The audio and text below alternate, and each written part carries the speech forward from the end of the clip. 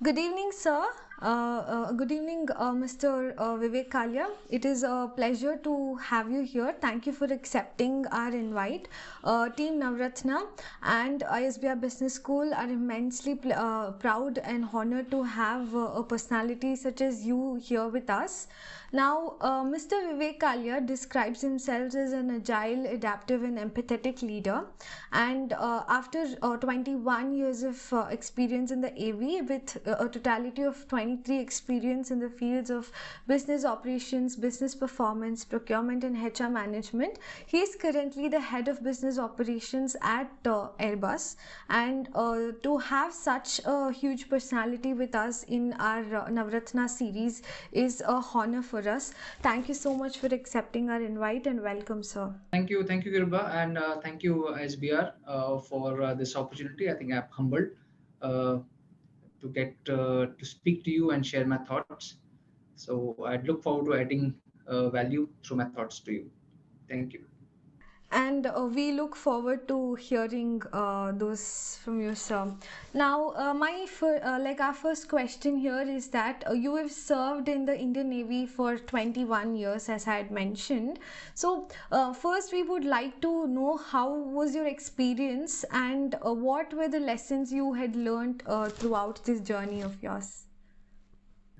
Yes, I think the 21 years were very well spent in the Navy, and I would call it as a enriching and a fulfilling journey uh, because it gives you a very holistic kind of a growth in the services because you keep experiencing not into a one domain, but you get to expose to multiple domains in the service.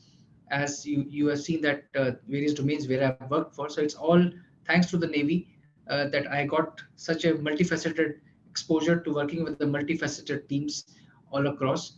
So I think that is what Navy has made me. Navy has made me into a complete professional, and I think my foundations have been made by my those well spent 21 years in the Navy. Thank you, sir. Thank you for your answer. So, sir, we would like to ask this question that how do you define success? Do you think that discipline is what leads a person towards the success? Yes, success. I think success can be defined by matrices, by KPIs, by various means and measures. But I think a holistic success is one once you not only succeed yourself, but you succeed as a team.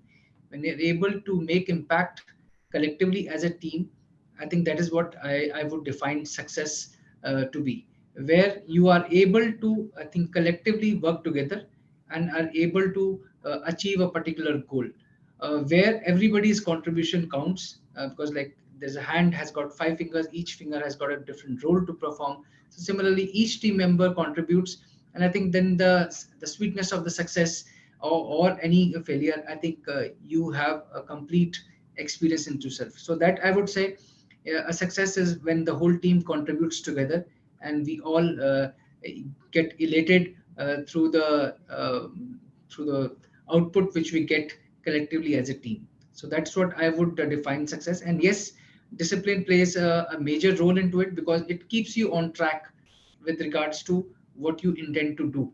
So I think discipline plays an important role because without discipline, I think you will be very easily off track from the path or from the direction in which you are proceeding.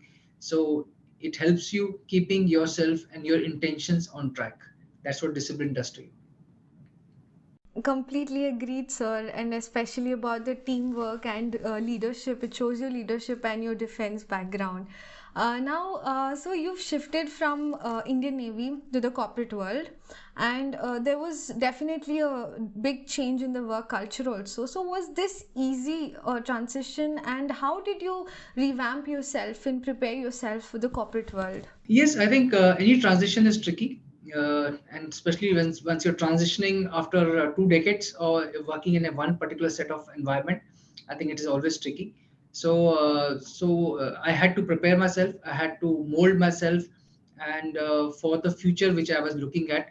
So having spent 21 years in a different organization where different, I would say, professional organization all have similar sets of rules, but different styles of working, which is there. So the style of working was different in the this thing. I had to adapt myself. I had to connect with a lot of people, speak to them, understand what are the expectations when I step out from the navy whites into the corporate suits. So I had to understand from my friends and other people who are already walking the corporate path, and also what are the expectations with regards to when you interact with people and how the results are performed. So I think sitting with my people, sitting with my team members, whether it was during my NCR journey or connecting and socially connecting and networking with people, it gave me the insights. It gave me those specific insights as to what all I was required to adapt myself, uh, what all I was required to make changes into myself. I understood those things. I made some changes while I was transitioning, and some changes I continued to make when I was already in the job and I was performing those tasks. And I think adapting myself and amending myself each day. So I think to be on a continued learning and adaptation path has what made this transition, I think, a successful one. Great to hear that, sir. So, sir, what are some impactful lessons that you have learned during your Naval Academy training? And how do you use your training in the Naval Academy into the corporate? Training which happens through the service academies is which prepares you for the future. I think the lessons which we learn, some most important lesson is about teamwork, is about commitment, and it's about camaraderie, which is there, which you learn that one for all for one. So it means you all have to stand for each other in the times of whether it is in easy times or in their tough times. So I think that is what, as a young, I would say, young cadet in the service academies at the age of 17 and 18, you learn that how to stand up for each other, whether it is your fault or it is not your fault. So how you ready to accept somebody else's folly and take a punishment even for that. So I think that brings the bonhomie, that brings up the camaraderie between yourself. And most important is the commitment to the organization is one thing which you learn through the training, that how you have to be like there's a nation first. So this is where you put your nation first, you put your service first, you put your organization first, and you put your own interests later. So I think once in my present assignment, I put myself later, and I put my organization's interests and organization's goals ahead of me.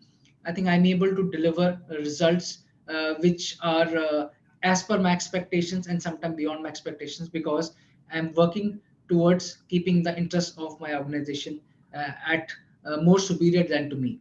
I think that is giving me everyday motivation to work even better for my organization. And I think that is what I've learned, and that is what I continue to perform even when I've shed my uniform 3 years ago. Wonderful learning, sir. Seriously, we will definitely take this with us. And my next question is that, while someone is heading towards success, they meet with a lot of failures. And somewhere in this journey, people tend to lose that discipline that they have.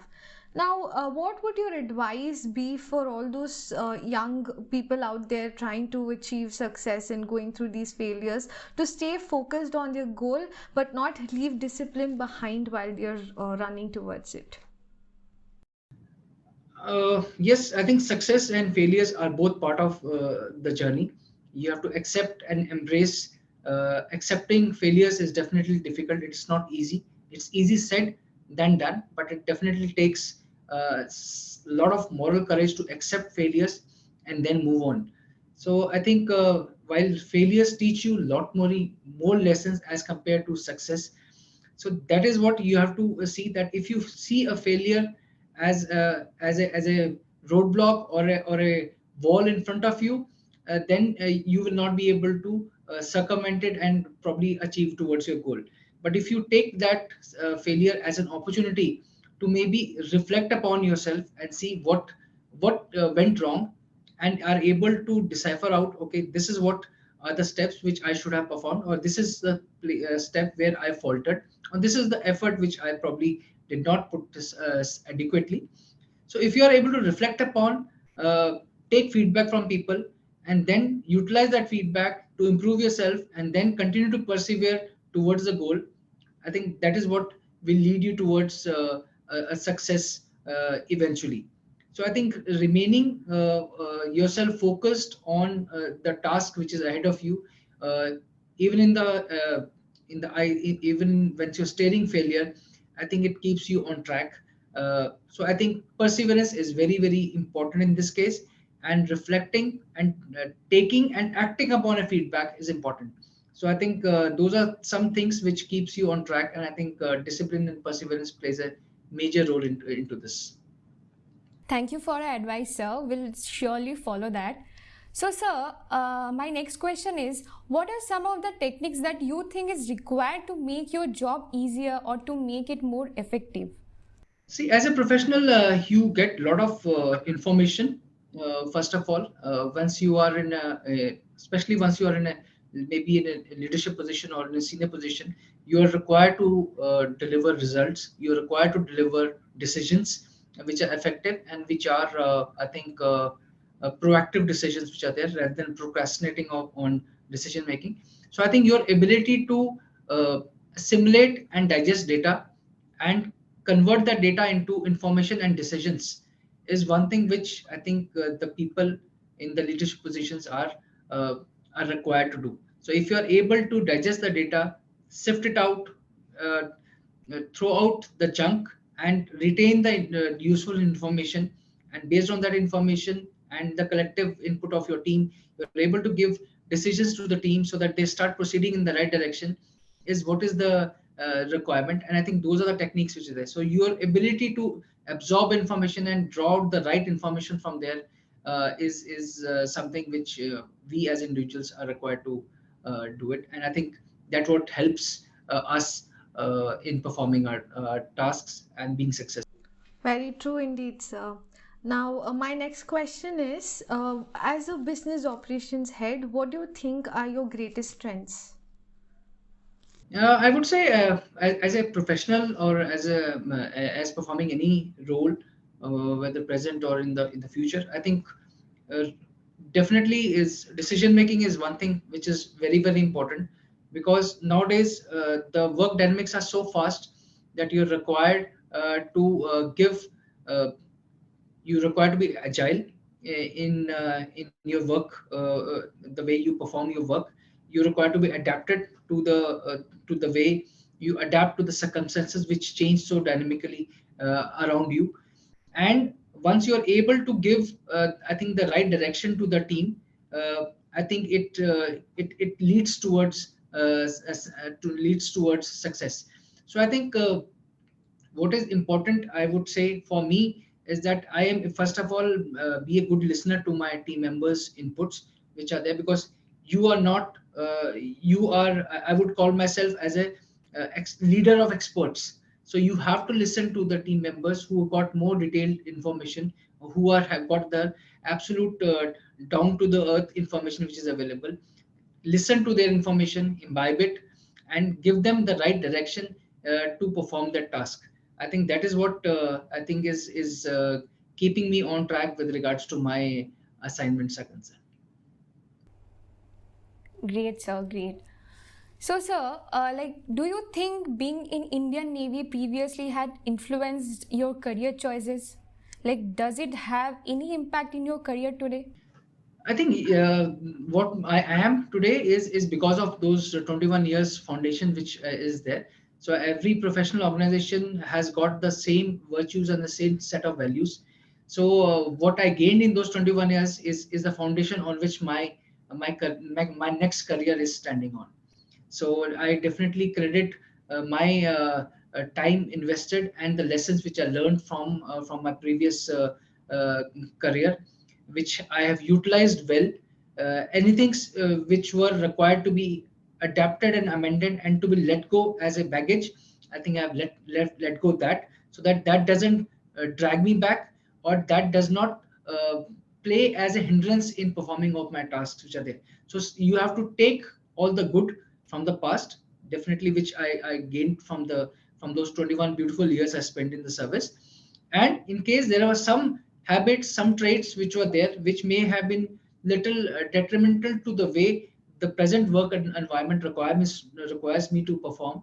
I think I have to let go them, adapt my way of working, and I think so. Here I am building my next career based on the previous 2 decades which I spent in the Navy. Wonderful, sir. Now, my next question would be is that, a lot of the youth of today are aspiring to get into the defense, be it Indian Army or in Navy or Air Force. Now, what is that advice that you would want to give them for them to achieve their goals and save our nation? See, armed forces is a very, very, I would say, very noble profession, very respectful profession. But yes, it definitely requires commitment. You will always be tend to see the brighter side of the other careers, whether it is with regards to the money, the glamour, and all which is there. But I think it requires a different set of commitment, where, as I said previously, is nation first, organization first, and family and yourself later will come in. So I think that is something which you have to keep in mind before making a choice. You will get adequately in the services, whether it is with regard to resources, money, salary, everything is perfect, which is there. But the service definitely requires your commitment towards the nation and your organization. And sometimes you have to put uh, all your comforts ahead, behind you, even your family behind you, once you're called for the duty. So I think if you're ready to make that commitment, which is there, I think services are a beautiful place to make a career. And I think it will definitely polish you into a holistic individual, a holistic professional, whether as a male or as a female. So I think be committed, and I think the armed forces are a beautiful place to be in as a professional. Sure, sir. So, sir, my next question would be, has there been any situation in your career which, in hindsight, you could handle it like differently? How does one deal with such circumstances? See, there are some situations which always happen once you think that I could have done it better. But I think there is no point, I think, gazing in the past. Uh, but if in any situation you draw out the right lessons, and as I said, you draw out the right feedback and act on that feedback, I think you will definitely do the next task better. There's always a better way to do approach any problem or any goal which is given in your hand, which is there. So I think instead of just thinking that okay, this could have been done better, I think draw out the right lessons and then make the improvements in your the way you would like to do the next task. So gazing in the past, I would say, for feedback and drawing out the right lessons is what is there. Otherwise, there are always better ways of or 10 different ways of doing things. But if you are able to reflect upon, take right feedback, and then do the next task even better, I think you would have improved yourself as an individual, as a professional. Yes, sir, rightly said. The past is like the biggest lesson that could happen to us. Now, my next question is, cross-functional leadership in the Navy and in the corporate, they have the differences, right? So, what are the strategies that you have used so far that helped you in both of these disciplines? See, cross-functional leadership in both the domains requires understanding the expectations of the people, because you are leading or you are dealing with the teams which have got different sets of, I would say, traits, uh, different sets of qualifications which are there. Their expectations are different. Their way of working is different, which is there. So I think understanding their expectation and aligning the way you communicate with them, or the way you communicate the tasks which are required to be performed by them. If you are able to communicate, understand their expectations from you, I think you are able to have a good alignment with regards to the work culture which is there. So I think important is that you set the expectations right, and have a good seamless communication between the teams which are there. Once you are able to do it, whether it is the armed forces or the corporate, I think you are able to set the agenda right, and then you are able to take them along with you towards any successful goal achievement. So I think communication is very, very important in this thing, and setting the right expectations is very, very important before commencing any task. Completely agreed, sir. Now we are having like proper work in life lessons from you in this session. But now we would like to move to some light-hearted questions. So we'd be asking you some rapid fire questions. So we're like waiting for your answers. The first is, what is one childhood memory of yours that you can never forget, you still reflect upon? Childhood memory. Yes, I would say I learned my cycling when I was in class 7, so I was pretty old. So I think I had fallen down while learning the cycling that time. So I think I got injured and learned the wrong way to this thing cycle. So I think that is a one memory which I remember. But yes, it taught me the right lesson to learn how to ride a bicycle. Your favorite travel destination, sir? Favorite travel destination, I would say, will be Kerala. Uh, it's beautiful. Definitely, I think multiple cities, whether it is Munnar, Cochin, I think multiple cities in Kerala. Your favorite dish? Favorite dish, I would say, I'm not a foodie, but yes, I would say maybe pastries. Your favorite quote, sir?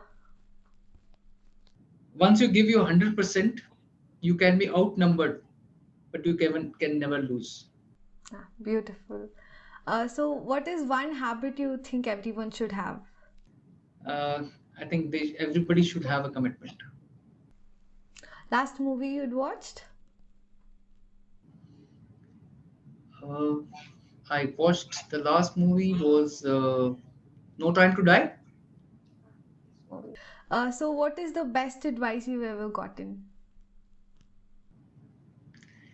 Best advice I have got is that give in your best and learn from the failures which are there.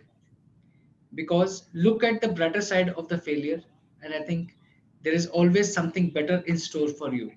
So do not see failure as a blocking point, but I think there is always a silver lining which is awaiting for you on the other side. Wonderful. So, the last question is, what is the one mischief that you have done? Mischief I have done, yes. I think when I was young, I think we used to uh, from the utensils in our kitchen. I think we used to uh, pick up a lot of cashews, and I think me and my brother finished off the entire uh, box of cashews, and then we got a lot of scolding from our parents. So I think that's something we used to do it in our childhood. Thank you so much, sir. This was a complete pleasure having you here, and interacting with you has brought us, like, we had a whole session of learning, and it was wonderful to get to know you and to know the journey that you've been through. So, one last message for our audience. See, advice. I've always give this advice. I think to the students and to the young people is that your commitment to any task should be so complete that you never have to regret about the results. Because once you give your best, you as I said, you can be outnumbered because there will be somebody better than you, but you will always sleep on a very conscious pillow, uh, knowing that you had given your best and this was the best you could have done. So then I think nobody can defeat you ever. Thank you so much, sir. It was wonderful to have you here. And Team Navratna and ISBR, thanks you for giving us the time. We're very grateful for it. Thank you both, and I think thank you team SBR and Navratna team for giving me this opportunity. I hope my thoughts add value to the people and audience who will watch it, and happy to add value in the future also. Thank you.